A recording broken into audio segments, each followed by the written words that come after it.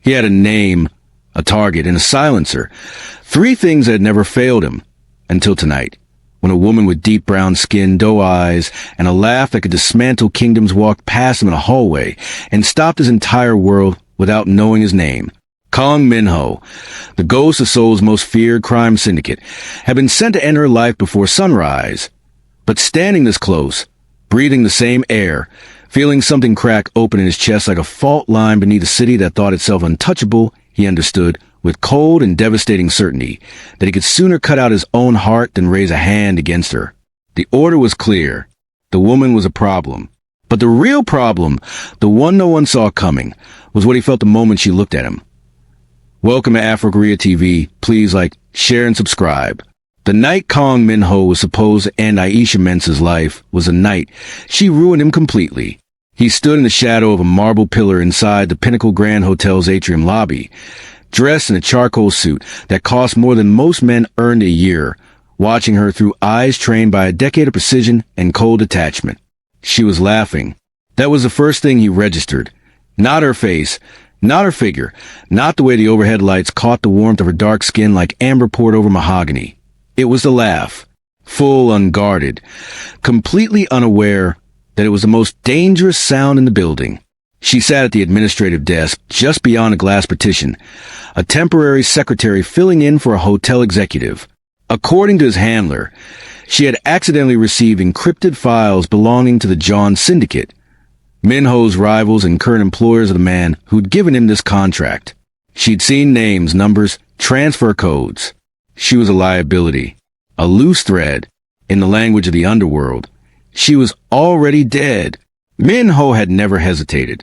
Not once. He hesitated now. She tucked a lock behind her ear, tilted her head at something her colleague said, and smiled. The kind of smile that didn't perform for anyone. The kind that existed simply because joy existed, and Kong Min-ho, the ghost of Seoul's criminal underground, felt something he could not name shift violently inside his ribcage. He touched the earpiece in his right ear. "I'm in position," he said quietly. "Good." Before midnight, his handler responded. "Clean." Understood. He did not move. That evening, he told himself it was reconnaissance.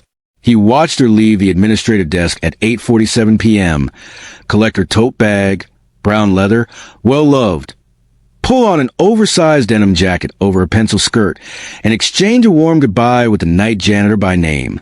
She knew the janitor's name. She stopped to ask how his daughter's recital had gone. She laughed again at his answer. Min-ho followed her outside at a distance. She walked 2 blocks to a food cart and ordered jollof rice from a vendor who seemed to know her. She ate standing up, unbothered, watching the city traffic with the kind of contentment that suggested she had made her peace with the world. He could have done it then. Quiet, fast. He had done worse in more crowded places. His hand never moved toward his jacket. By the time she boarded her bus home, he was standing on the pavement with his phone pressed to his ear, calling his handler back. "I need 48 hours, he said. "Min-ho." 48 hours. His voice left no room for argument. It never did. There was a pause. "Fine, but the files get traced back." He ended the call. He told himself it was professionalism, that he needed to ensure there were no copies of whatever she had seen before he moved, that a clean operation required patience. He told himself every logical, strategic thing a man of his training should tell himself. He did not tell himself the truth, because the truth was not something Kong Min-ho had practiced handling. He could not kill her. Something in him had looked at Aisha Mensah and made a decision without consulting his mind at all. The next morning, he was back. He'd spent the night reviewing her file. Aisha Mensah, 29 years old, Ghanaian Nigerian descent, raised in Lagos, relocated to Seoul 3 years ago on a work visa, executive secretary. No criminal record. No political affiliations. She volunteered at a literacy center on Saturday mornings. She had a cat named Pepper. She sent 60% of her salary home to support her younger sibling's school fees. She had received the encrypted files by mistake, a misrouted email, wrong recipient, company domain overlap. She had flagged it to her supervisor and deleted it within 12 hours. She hadn't even opened the attachments.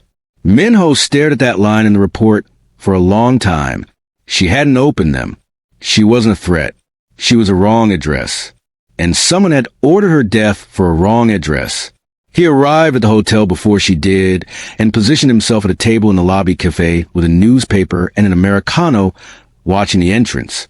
When she walked in at 8:55 a.m., earrings swinging, locks pinned up, shoulders square with particular dignity of a woman who had learned to carry herself like her own armor, he felt that same displacement in his chest from the night before.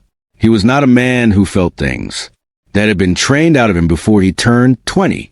And yet, by midday, he had made a second call, not to his handler, but to a contact in his own network. He needed to know who had originally issued the contract on Aisha's life, and why a misfiled email warranted a kill order rather than a simple memory wipe, a warning, or a deletion request routed through proper legal channels. What he learned made his expression go completely, dangerously still. The encrypted file she had accidentally received didn't just contain financial codes. They contained a name, a Korean government official currently laundering foreign aid money through the John Syndicate. If that name ever surfaced in a public investigation, the ripple would reach senators, military contractors, and 3 separate crime organizations, including, distantly, Minho's own chain of command. Aisha Mensah was not a loose thread. She was, in the eyes of very powerful and very frightened men, a walking detonator. And she didn't even know it. Minho sat with that information in a black car parked across from the hotel and made a decision that was either the most strategic or the most catastrophic of his life. Likely both. He was going to protect her, not eliminate. Protect, he called his handler. The target is clean. The files were never accessed. There's no exposure. Our employer. I'll handle our employer. The girl is not a risk. Tell them the matter is resolved. A pause, heavy with implication. Permanently. He let the silence communicate what his words didn't. The handler understood. Understood, sir. Minho put down the phone and looked at the hotel entrance where, through the glass, he could see Aisha at her desk had bent over paperwork. Completely ordinary. Completely alive. Completely unaware of the machinery that had been moving around like a death sentence waiting to land. He would make sure it never did. The following day, he needed a reason to be near her that wouldn't raise suspicion. Kong Minho did not do anything without precision. He called in a favor with an associate who sat on the hotel's corporate board, and by noon he had been formally introduced as a visiting business consultant conducting a week-long operational review of the hotel's executive administrative wing. He was given office 3 doors down from where Aisha worked. He told himself it was strategy, surveillance, intelligence management. He was lying to himself magnificently. She noticed him on the second day. How could she not? He walked through a room like weather, not loud, not performative, but impossible to ignore, the kind of presence that made the air quality change. Tall, sharp-jawed, with a stillness about him that suggested the calm before something seismic. He wore his suits like they had been constructed specifically for the architecture of his body, and he never smiled, which, paradoxically, made the 2 hotel staff members who'd already developed a crush on him work twice as hard for his attention. Aisha was not impressed by men who knew they were magnetic.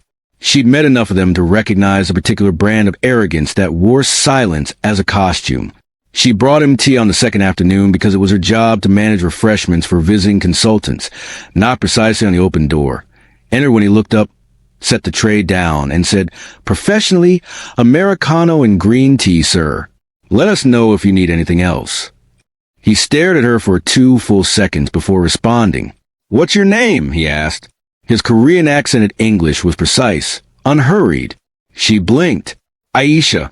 I'm the administrative assistant for this floor this week." "Aisha." He said the way someone said a word they were testing the weight of, measuring it. "Thank you." She left without a second glance. He watched the doorway for 30 seconds after she disappeared. That evening, he learned her schedule by heart.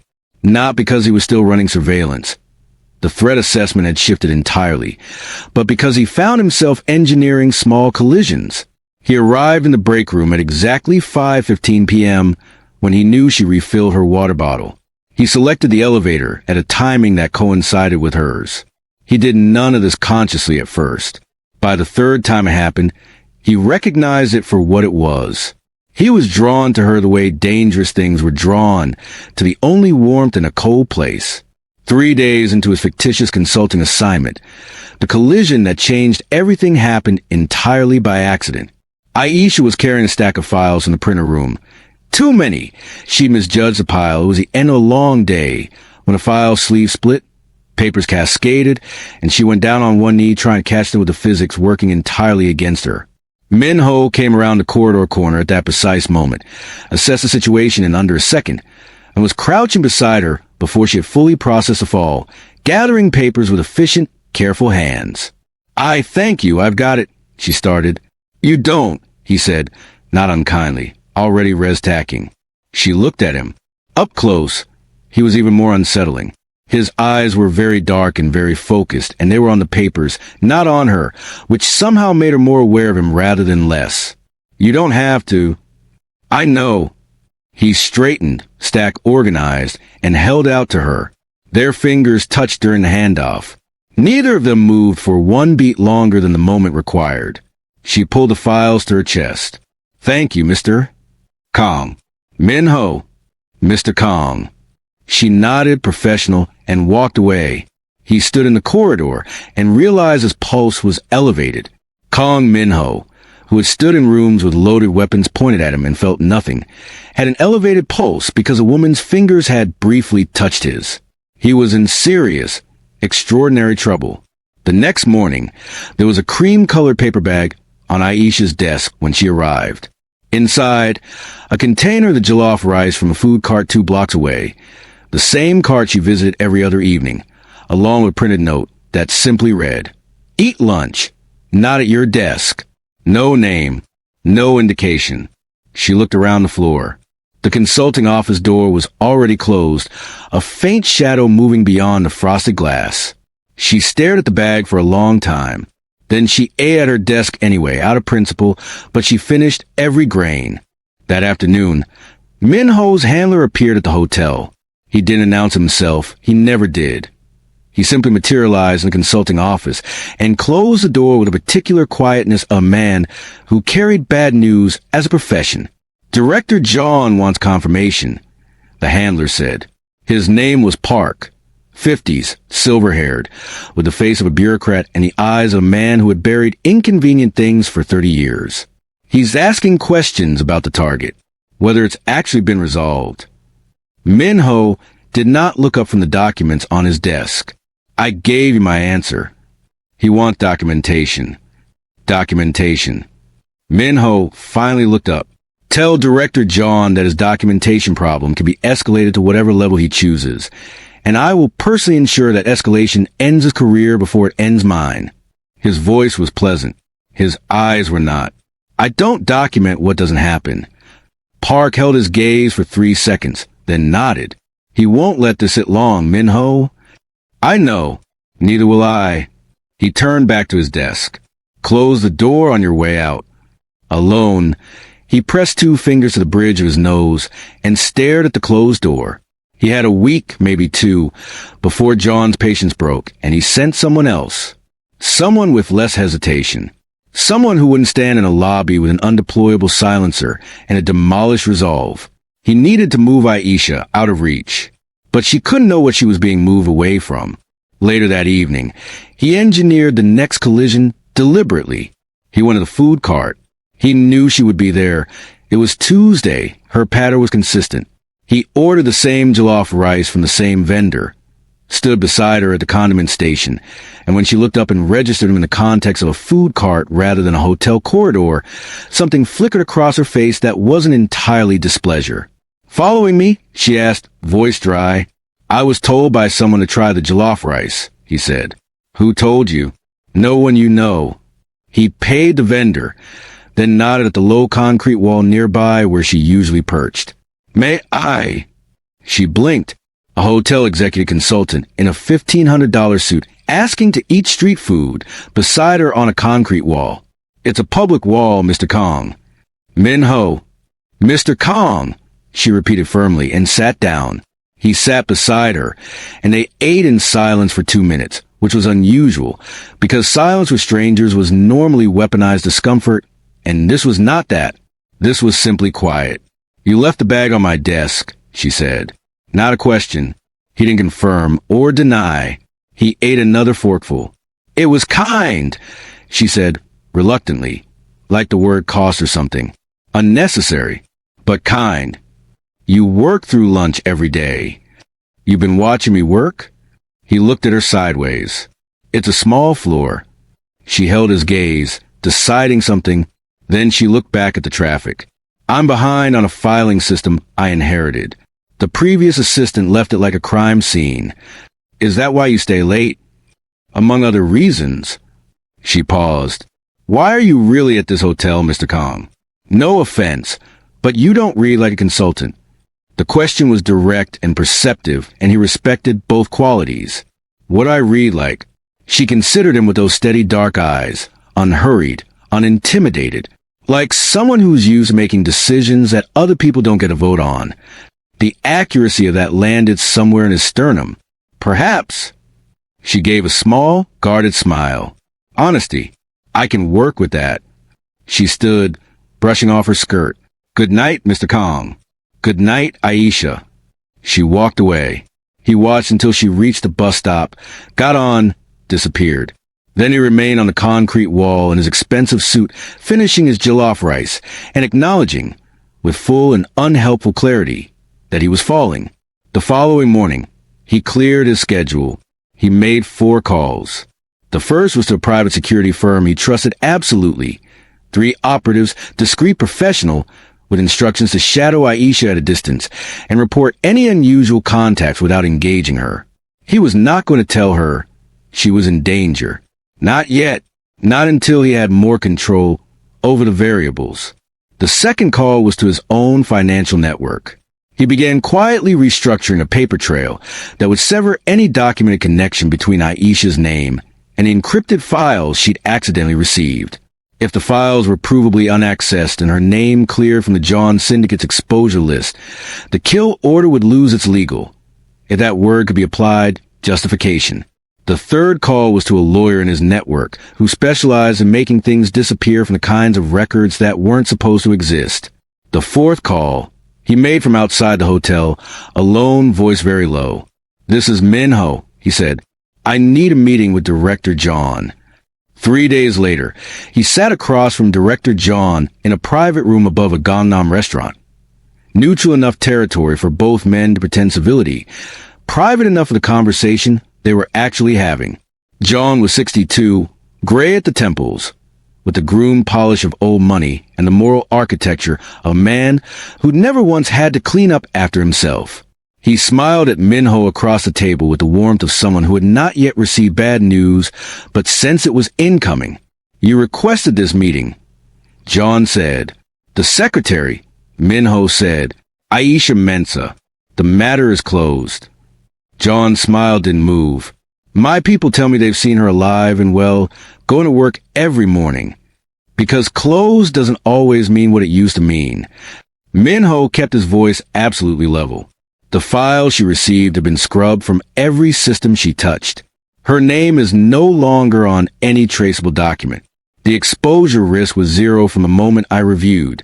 The actual access logs, which your team did not bother to check before issuing contract. He let that land. She never opened them. John's manicured fingers tightened almost imperceptibly around his glass.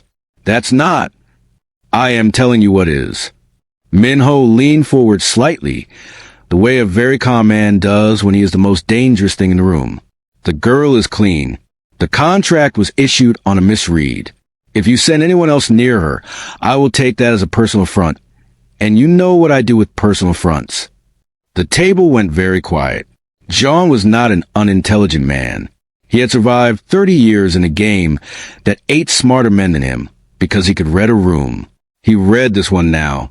He read the way Minho sat still the way something coiled sits still. He read the particular quality of protection in Minho's eyes when he spoke about the woman, a quality that John had never seen from this man, which made it, paradoxically, the most terrifying thing about the entire conversation. John cleared his throat, considered retracted. Good. Minho stood. And John, the name on those files. The official. If anything surfaces about that, it won't come from her. It'll come from the fact that you had sloppy housekeeping. He picked up his jacket. Clean your own house. He walked out. That evening, he went back to the food cart. He told himself it was routine. She was already there, perched on the concrete wall with her rice and her earrings catching the last of the sunlight, looking out at the city with that particular expression she wore when she thought no one was watching, something unguarded and searching, like she was waiting for something she hadn't named yet. He sat beside her, without asking this time. She glanced over, registered him, and moved her bag an inch to make room. A small thing. It cracked something open in him. You're still here, she said. Consulting week was only supposed to be 7 days. I extended it. She side-eyed him. The hotel must love you.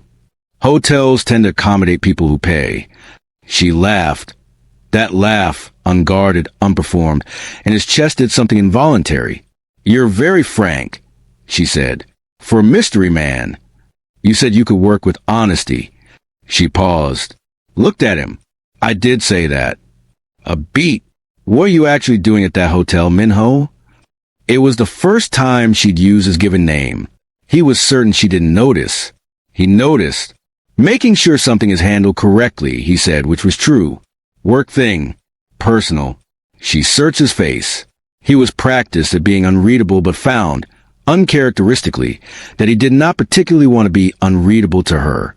He wanted her to see something. He wasn't sure he could name what. You're complicated, she said, finally. Yes. I usually avoid complicated.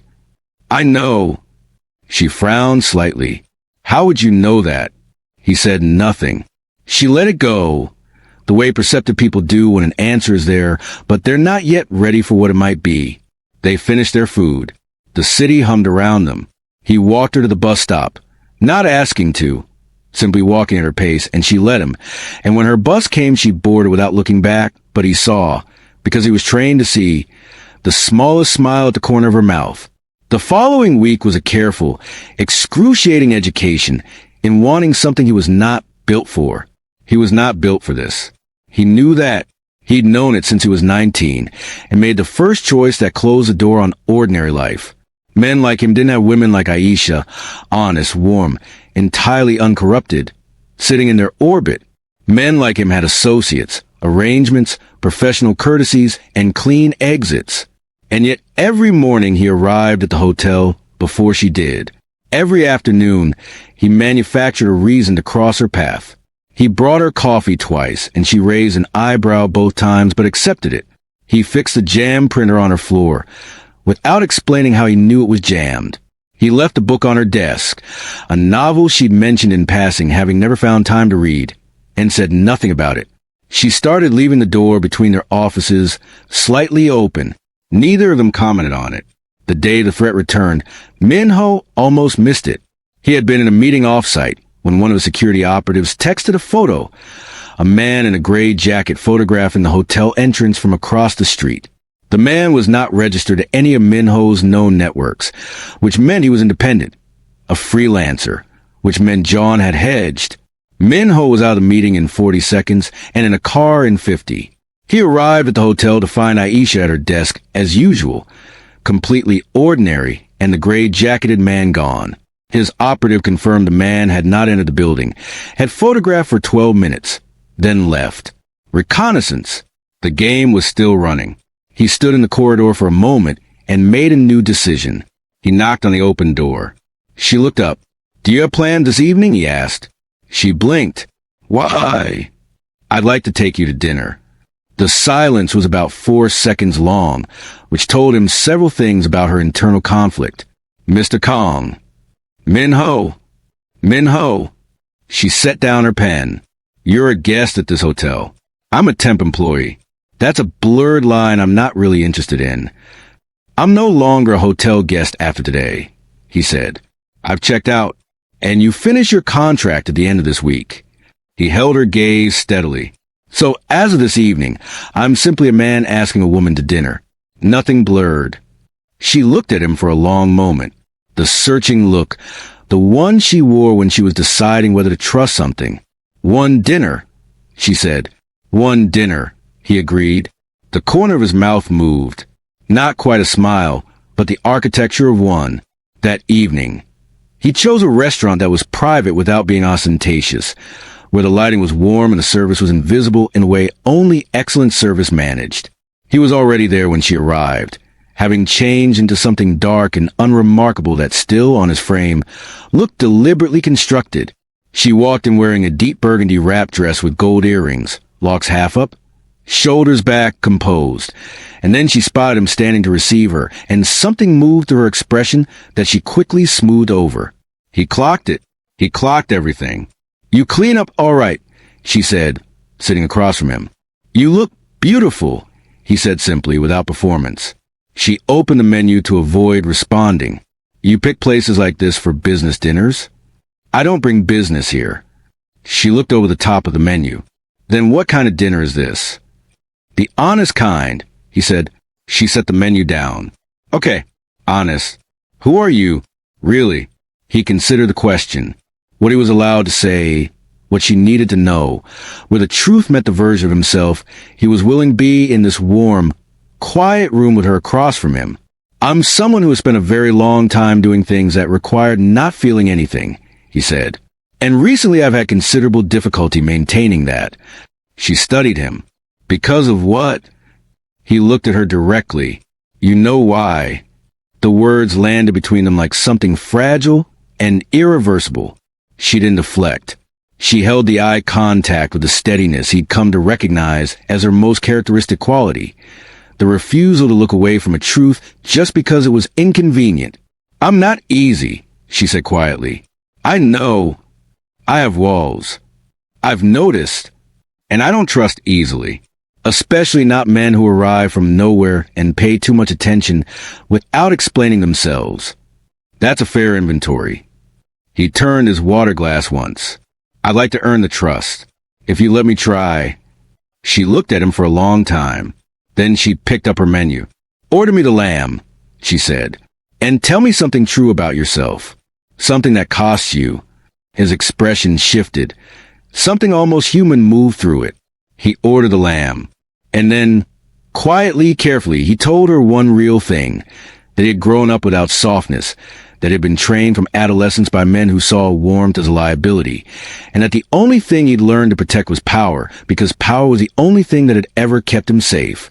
She listened without interrupting. When he finished, she said, "That's a very lonely way to live." "Yes," he said, "it is." They stayed for 3 hours. They talked about her, Lagos, her siblings, the literacy center, the reason she had learned to take up space even in rooms that weren't built for her. He asked questions that told her he had genuinely listened to everything she'd said over the past weeks, and the precision of his attention was more unsettling than any grand gesture. When he walked her to her building that night, not her door, she drew that line, he respected it. He stood on the pavement as she reached the entrance, and she turned back. "One dinner," she said. "One dinner," he confirmed. A pause. "I'm free Thursday." He said nothing, but she caught the expression on his face before she turned inside. That almost smile again, but warmer now, more exposed, like someone had been locked a room and found a window. By Thursday, the security operative had confirmed the gray-jacketed man had made contact with secondary network, not John's, which meant the contract had been purchased by someone further up the chain. Minho escalated his countermeasures. He also brought Aisha flowers, not roses, which were performed bird of paradise, because she had mentioned once, in the break room in passing, that they were the only flowers she'd stopped walking for. She opened her apartment door and stared at them. "How did you know?" she asked. "You told me." "I said that once. Briefly. I listened carefully." She looked up at him, then at the flowers, then stepped back to let him in, not inside her entire life, but past the threshold, which she had decided was enough for now. He stepped in. He did not look around like a man cataloging. He looked around like a man who wanted to understand how she lived, because how she lived was part of who she was, and he was deeply, irrevocably invested in both. The apartment was warm and organized chaos. Plants, books with broken spines, a cat that appeared immediately from behind the sofa and regarded Minho with profound suspicion of a creature whose domain had been entered. "That's Pepper," Aisha said. Minho crouched, extended one hand, and waited. Pepper approached after 15 seconds and had butted his knuckle. "He doesn't do that," Aisha said, sounding slightly betrayed. "Animals usually tolerate me," he said. She looked at him, at the cat, at the flowers she was still holding. "This is strange," she said, but she wasn't pulling away. "Very," he agreed. That night, dinner was at her table. Takeout she'd ordered, both of them sitting across from each other in her warm, small kitchen. Pepper arranged between them like a mediator, and it was the most ordinary thing Kong Minho had ever done, and it felt, with devastating clarity, like the thing he'd been missing for 33 years. The following week arrived, and the world outside continued its machinery. Minho had set 3 layers of protection around Aisha, without her knowledge. The operatives maintaining rotating street surveillance, a digital shield that flagged any new database query made against her name, and a quiet arrangement with the building's property manager to notify him of any unusual visitors. He was meticulous. He was also, in the privacy of whatever passed for his conscience, aware that what he was doing was both protective and possessive in a way he was not yet prepared to examine. He managed that awareness by not examining it. What he could not manage was the way Thursday had expanded naturally into Friday, Saturday, and Sunday. Each day some new small ritual. Morning text she answered after deliberate delays, as if she was reminding herself not to answer too quickly. Walks through a neighborhood park that had no agenda. 2 hours in a bookshop where she judged books by their opening paragraphs, and he stood beside her reading the sentences she held up, not because he was particularly interested in the books, but because it meant standing close enough to feel the warmth from her skin. She was still guarded. She kept pieces of herself behind careful glass, but her walls had adjusted from keep out to proceed carefully, and for a man who'd learned to work with partial information, it was everything. 12 days after their first dinner, the thing Minho had been dreading and preparing for arrived simultaneously. Aisha called him. She had his number now, added on a Thursday when she needed to know whether he wanted anything from a night market they'd passed, and her voice when he answered was not its usual measured tone. It was 6 degrees tighter. "There was a man outside my building this morning," she said. "He's been there before. Same jacket." Minho was already moving. What did he look like? She described the gray jacket, the slight build, the camera phone. His operative confirmed the ID in under 90 seconds. "Are you inside?" he asked. "Yes." "Stay inside. I'm coming." "Minho, you don't have to." "Stay inside, Aisha." His voice was not sharp, exactly, but it had weight. A pause. "Okay." He arrived in 14 minutes. He didn't go to her door first. He went to the street, found the operative, received the update. The gray jacket man had left 20 minutes prior, direction east, no direct approach made. And then he went upstairs. She opened the door in jeans and a loose Encore print top, hair down, eyes less frightened and cautious, which he filed away as important information about who she was. She didn't scare easily. She assessed. "You got here fast," she said. "I wasn't far." She stepped back. He came in. Pepper materialized from somewhere and wound around his ankles. He crouched once to acknowledge the cat, then straightened and looked at her. "I need to tell you something," he said. She crossed her arms. Not defensive, preparatory. "Okay." He sat down at her kitchen table. She sat across from him, and he could see her deciding to be still enough to hear whatever was coming. He told her, not everything. Not who had issued the original contract, not the names that could ricochet dangerously if said aloud, but enough that she had been flagged by someone as a potential risk, that it had been resolved, but that resolution was being contested, that he had been involved in that resolution, and that his being near her these past weeks had not been coincidental. He watched her face as each piece of information landed. "You were sent here because of me," she said slowly. "Initially, yes. And then you decided to stay." "Yes." "To protect me." "Yes." Her eyes were very steady and very serious. "From what exactly?" "From people who made a mistake and are slow to accept it. The silence stretched. He did not fill it. Are you going to tell me the rest of it? She asked. When I can do so safely, yes. She looked at him a long time, looked at the table, looked at her hands. Then, you should have told me sooner. Yes, that was a violation of my ability to make informed choices about my own safety. Yes. He didn't deflect. I was managing variables I couldn't fully predict, and I made a judgment call I'm not certain was right. She was quiet. Were you ever going to tell me? Yes, he said, and meant it completely. She heard it. Whatever her walls were made of, she was a woman who could hear truth when it was told without performance. And she heard it now. She stood up, walked to the window, stood there for a moment, looking at the street, then turned around. What do I need to do? She asked. He exhaled. For the next few days, not very much different. I've arranged coverage around this building. Don't make changes to your routine that would signal awareness. And he paused. Stay reachable. Reachable to you. Yes. She looked at him for a long, weighing moment. Then she nodded. All right. She went to the kitchen. Do you want tea? He stared at her. You're not going to... Panic? No. She filled the kettle. Being angry and panicking are different things. I'm allowed to be angry at you and still function. She glanced over her shoulder. And I am angry. I know. But I also believe you. She turned on the kettle. I wish I didn't, because it would be easier to throw you out. He said nothing, but something in him settled 1 degree towards something I hadn't felt in a very long time. Relief. Over the next 4 days, the gray jacket man appeared twice more and was quietly removed from the equation by Minho's operatives. The secondary contract was traced back to a mid-level political aide who, upon receiving a private communication from Minho that required no explicit threats, only implication, context, and particular calm, a man who knew exactly where the bodies were buried, withdrew the contract and relocated himself voluntarily to Busan. The threat was, for the moment, dismantled. Minho told Aisha when it was done. She sat on her sofa with Pepper in her lap, heard the summary, and was quiet for a moment. So it's over? She asked. For now. These things have layers. That's not entirely reassuring. No, but it's honest. She stroked Pepper.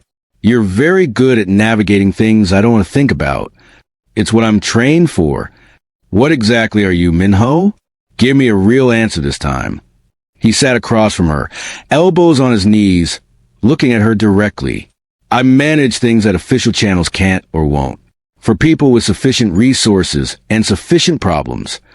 A fixer, that's one word. A dangerous one. Also accurate. She absorbed this. And you were sent to fix me. The phrasing landed between them. He didn't look away. Someone sent me to end you. I decided to fix the situation instead. Big difference, she said softly. Yes. She looked down at Pepper for a moment, and everything after that, the food cart and the dinners and the birds of paradise, and she gestured vaguely at the space between them, which was loaded with weeks of small things. All of that was not strategy, he said. That was something else entirely. She looked up. Her eyes were bright and careful. The way someone's eyes are when they're standing at an edge. What was it? He held her gaze. I think you know. The moment stretched. Then her phone buzzed, the literacy center, a scheduling message, and the spell broke, and she looked down, and when she looked back up, she was a half-degree more composed. Stay for dinner? She asked. Her voice was steady, but she'd said it quickly, like she wanted to say it before she could decide against it. Yes, he said. That Saturday, he went with her to the literacy center. He hadn't been invited. He'd simply arrived at her building, and she'd been coming down the steps with her tote bag and folders, and when she registered him, she'd said, You can't come in with me. It's a community space. And he said, I'll wait outside, and she'd stare at him for a moment, and then started walking, which he took as assent. He sat in a cafe across the street for 2 hours and 17 minutes, drank 2 Americanos, and periodically looked through the glass at the building where she was teaching adults to read. He thought about what kind of person used their Saturday morning for this. He thought about what kind of world had made him the kind of person who spent his Saturdays sitting in a cafe maintaining discreet perimeter security for a woman teaching literacy, while a cream-colored folder containing 3 different operational contingencies sat in the car behind him. He didn't examine the contrast too hard. He just drank his coffee. When she came out, she had a child attached to her hand. A boy of about 6, apparently waiting to be collected by a grandmother who was running late. And she was crouching to the child's level, talking, making a funny face. And the boy laughed and patted her cheek with complete unself-conscious affection, the way small children touch people they trusted. Min-ho, across the street with his Americano, watched this, and something in the architecture of his interior life rearranged permanently. 2 days later, the jealousy arrived, and it was not reasonable.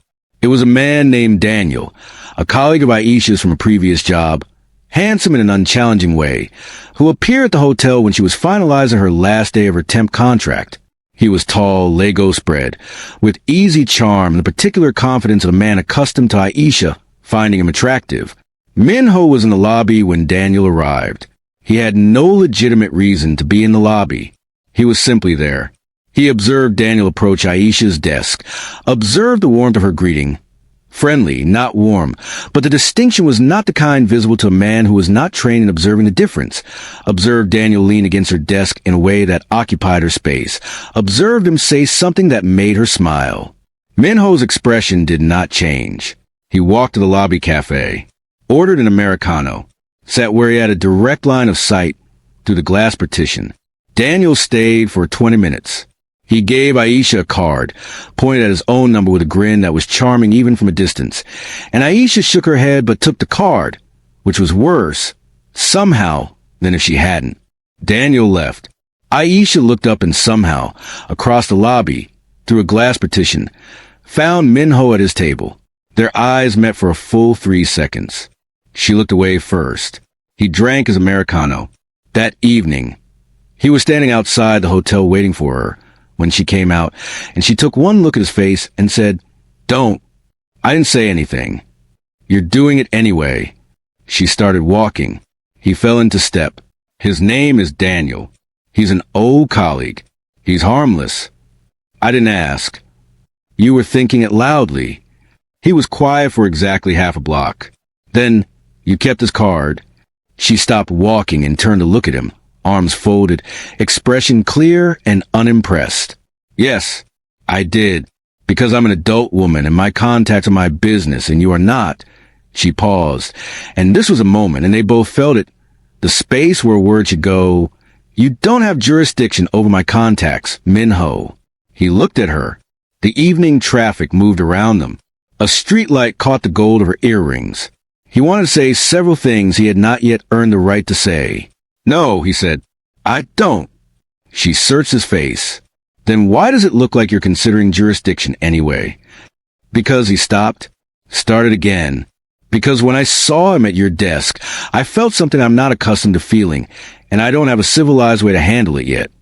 The admission was plainly delivered. His jaw was tight, but his eyes were direct. Something moved through her expression. "What did you feel?" "That I didn't want him there," he said. "And that the reason I didn't want him there had nothing to do with operational security." She stared at him for a long moment in the middle of the moving city. And then she started walking again. He walked beside her. After a moment, she said quietly, "He's not interesting to me." He said nothing, but the line of his shoulders dropped 1 degree. A week later, the catalyst came in the form of a story that broke in the press. An investigative journalist had published, in a minor online outlet, fragments of a corruption story connected to the encrypted files. Not Aisha's name, not her email address, but a chain of events that, to anyone following closely, could eventually circle back to the hotel, the date, the administrative records. Min-ho saw the article at midnight. Aisha called him at 12:17, voice very controlled, which meant she was more frightened than she wanted to sound. "I saw it," she said when he picked up. "It doesn't name you, but it's close." "I know. Are you home?" "Yes." "Stay there. I'll be there in 15 minutes. He was there in 11. She opened the door in pajamas, loose trousers, and an oversized t-shirt with a Lagos University logo, and her hair was loose and she looked younger and more uncertain than he'd ever seen her, which reached into him and took hold of something significant. She stepped back. He came in. Pepper was already at his feet. "How close is this going to get?" she asked, standing in her kitchen with her arms wrapped around herself, not dramatically, just with a particular self-contained posture of someone who had spent a long time being their own source of steadiness and was currently feeling the limits of that. "Not to you," he said. "I'm going to make certain of that." "How certain?" "Absolute." She looked at him. "You can't promise that." "I can," he said quietly. "You have to decide whether you trust that I mean it." The kitchen was warm. Outside, the city made its nighttime sounds. She looked at him for a long time. At the face she'd come to know, the jaw that was always slightly tight, the eyes that watched her with an attention she had never in her life been the subject of and that had, without her full permission, become something she counted on. She uncrossed her arms. "Okay," she said. It was such a small word for what it contained. He crossed the space between them. Slowly, deliberately, the kind of movement that asked permission at every inch. And when it was close enough, he reached up and very gently tucked a loose lock back from her face, fingers just barely grazing her temple. She looked up at him. He looked down at her. The space between them was full of everything they hadn't said yet. "I'm not," she started. "I know," he said. "You don't have to be anything tonight." She leaned her forehead against his chest, not dramatically, just carefully, like testing whether the ground held. His arms came around her, not tight, not claiming, just present, steady. They stood like that for a while. Outside, the city continued. Pepper sat on the counter and watched them with ancient indifference. Later that night, what happened between them belongs to the space where words stop and something more fundamental begins. The pulling of gravity, the inevitability of two things drawn toward each other past the point of resistance, the kind of closeness that is its own language. The story draws the curtain here. Not because what happened was small, but because some things are large enough to require privacy. What can be said is this. The warmth of the room, the steadiness of his hands, the way she said his name, his given name, fully, and how that alone undid something in him that had been bolted shut for years. What can also be said is that when she woke at 5 a.m. and he was still there, and she lay in the early gray light processing what had shifted, the fear arrived. It arrived with particular precision, the way her fears always did. Logical, articulate, dressed in experience. He was dangerous. He had admitted as much. He had come into her life from the wrong direction. She had opened a door to a man who operated in shadows, and last night she had opened every other door, and now she was lying in the early light, thinking about what a woman like her did when a man like him decided he was done with her.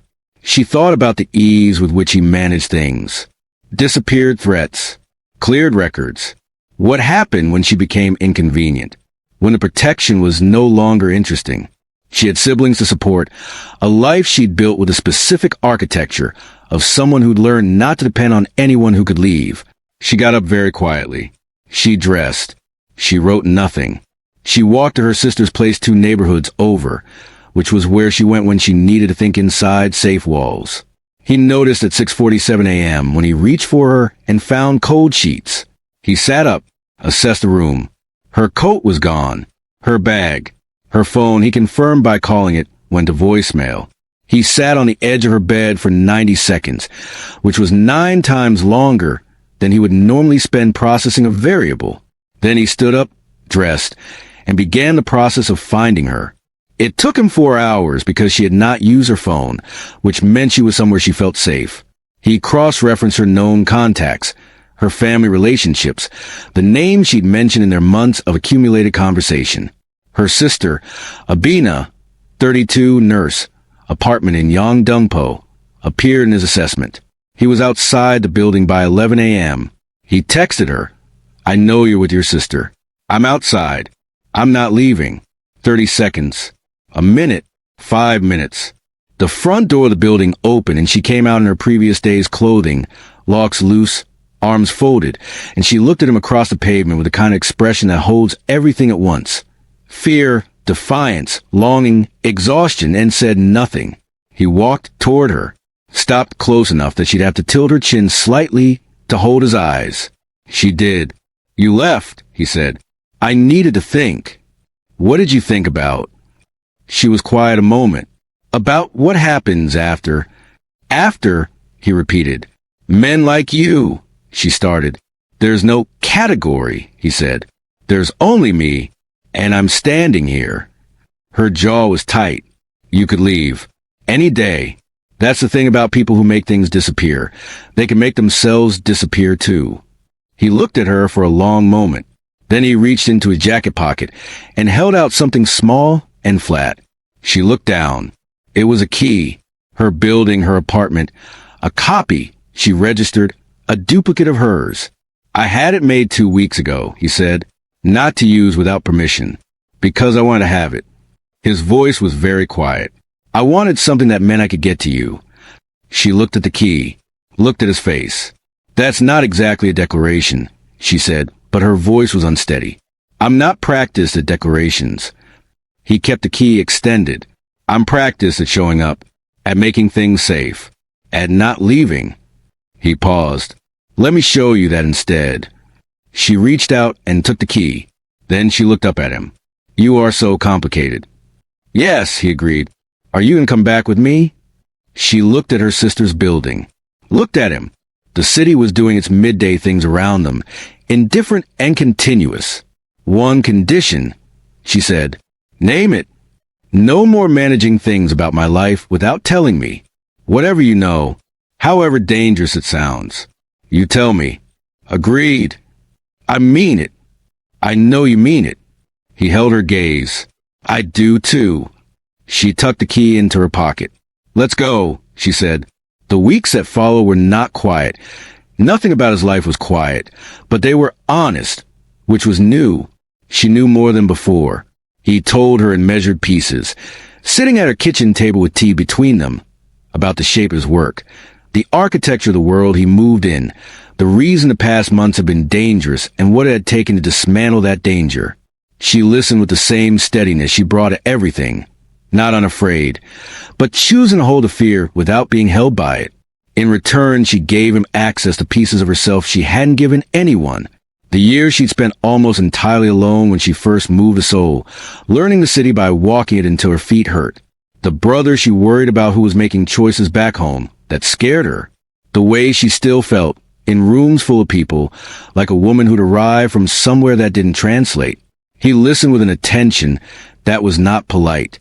It was the attention of a man cataloging not information but her, specifically her, every particular, as if knowing her completely was a project he had assigned himself indefinitely. He also, without comment, began learning her language. Small things. She spoke Chui and Yoruba and Lagos English and Standard English, and he showed up one evening with a phrase book and the pronunciation of 3 words in Yoruba that he delivered imperfectly and seriously, and she laughed so hard she had to put down her tea, and he watched her with an expression that had completely abandoned any residue of the man who had once been described as having the emotional texture of steel. 6 weeks later, the political story broke fully.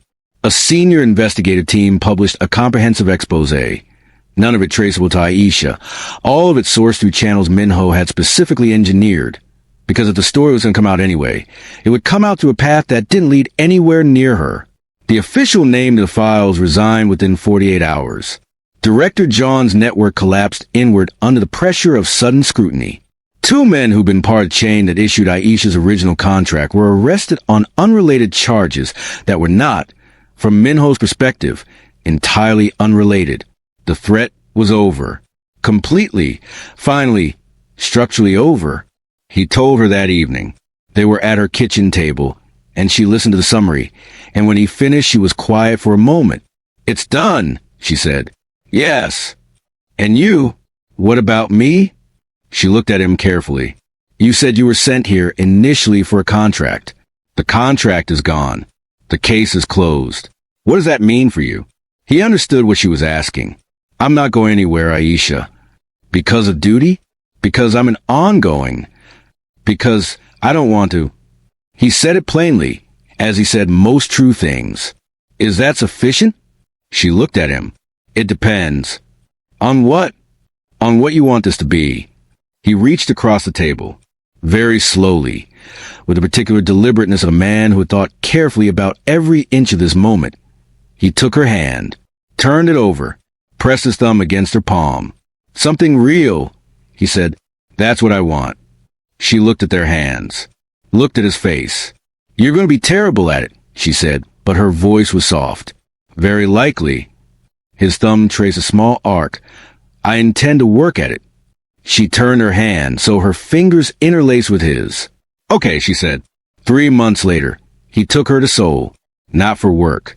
Not for any operational reason. He took her because she had never been, and because he wanted to show her the city through the version of himself he was learning to be in her presence.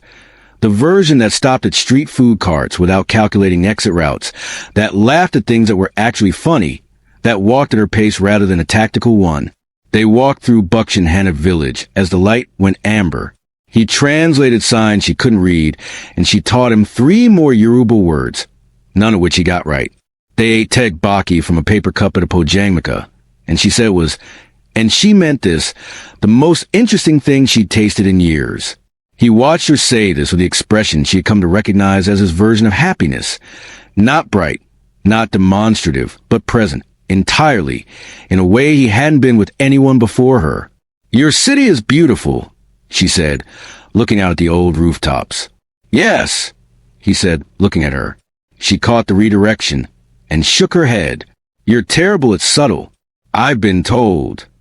She leaned her shoulder against his. He leaned back. They stood there in the amber light of someone else's ancient afternoon. 2 people from entirely different worlds discovering that the space between them was not a gap, but a place they'd both been moving toward. The following spring, on a Sunday morning in her apartment, his things occupying an entire shelf in her wardrobe, Pepper having accepted his presence as irrevocably as gravity, he woke early and watched her sleep the way he had once watched the street, with precision and with something that now he could name properly. He rose, made tea, and stood at the window, looking at Seoul's skyline. On the table behind him was a small box. He'd carried it for 3 weeks, waiting for a moment that felt true rather than performed. She came into the kitchen 20 minutes later, sleep-soft, locks disheveled, in his shirt, because she'd pulled it on without thinking, and they both pretended not to notice this was now a pattern. She reached past him for her tea. He caught her hand. She looked up. He opened the box. The ring was not ostentatious. It was precise, exactly the way he was. 1 stone, clean setting, a detailed band that was almost too small to see. A tiny bird of paradise engraved. She looked at it for a long time. "Aisha." He said her name with the same weight he'd given it the very first time, standing in that hotel corridor. She heard the echo of that moment and felt the entire distance they'd traveled from it. "This is not how I expected my life to go," she said. "No," he agreed. "Neither did I." "You're difficult." "Yes." "You kept enormous secrets from me in the beginning." "Yes." "You're possessive and you don't communicate in the ways normal people communicate. And you once stood outside my sister's apartment building for 4 hours rather than simply calling." All accurate. She looked at him, at the ring, at the man who had arrived in her life from the wrong direction and had spent every day since choosing, in every way he knew how, to stay. "Yes," she said. His exhale was the quietest, most unguarded thing she'd ever heard from him. He slid the ring on. She held his face in both hands and kissed him with the full warmth of a woman who had stopped running toward the exit and started running toward the thing she'd been circling since the beginning. 8 months later, Aisha sat in a pale room with winter sun coming through a tall window, hands resting on the curve of her belly. 7 months along, a boy. They decided to know, while Minho sat in a chair beside her reading a file and simultaneously watching her with the peripheral vigilance of a man who had redirected every protective instinct he possessed toward one person and found, for the first time in his life, that the math made complete sense. "Stop watching me," she said without looking up from her book. "I'm reading," he said. "You're watching me read." Those are not mutually exclusive. She looked over at him. He met her eyes with that expression. Not a smile exactly, but the place a smile came from, warm and certain and entirely hers. "Minho," she said. Thank you for not killing me." There was a pause. Then quietly he laughed. A real one, full and low, the kind she'd worked months to draw out of him. And she laughed too, and in the pale morning room the sounded was the best evidence of everything they had survived to become. He had been sent to end her story. Instead, she became the only one he wanted to live inside. Welcome to Afrokorea TV. If this story moved you, please like, share, and subscribe. Your support makes every story possible.